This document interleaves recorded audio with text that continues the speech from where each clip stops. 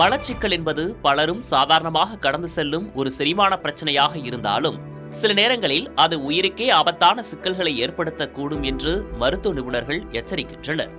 வாரத்திற்கு 3 முறைக்கும் குறைவாக மலம் கழிப்பது சாதாரண மலச்சிக்கலாக கருதப்பட்டாலும் அடிவயிற்றில் தாங்க முடியாத வலி, தொடர் வாந்தி, வயிறு உப்பசம் மற்றும் மலம் கழிக்கும் போது ரத்தம் வெளியேறுவது போன்ற அறிகுறிகள் தென்பட்டால் உடனடியாக மருத்துவரை அணுகுவது அவசியமாகும். நீண்டகால மலச்சிக்கலை கவனிக்காமல் விடும்போது அது குடல் அடைப்பு, மலக்குடல் பிளவு, மூலநோய் மற்றும் மலம் குடலிலேயே தேங்கி இறுகிவிடும் ஃபீக்கல் இம்பாக்ஷன் போன்ற தீவிரமான பாதிப்புகளுக்கு வழிவகுக்கும். குறிப்பாக மலம் கழிக்க இயலாத நிலை மற்றும் அதனுடன் காய்ச்சல் இருந்தால் அது குடல் துளை விழுந்ததற்கான அல்லது கடுமையான தொற்றின் அறிகுறியாக இருக்கலாம் என்பதால் அலட்சியம் காட்டக்கூடாது. போதிய அளவு நார்ச்சத்து நிறைந்த உணவுகள், அதிகப்படியான தண்ணீர் மற்றும் முறையான உடற்பயிற்சி மூலம் இதை கட்டுப்படுத்த முடியும்.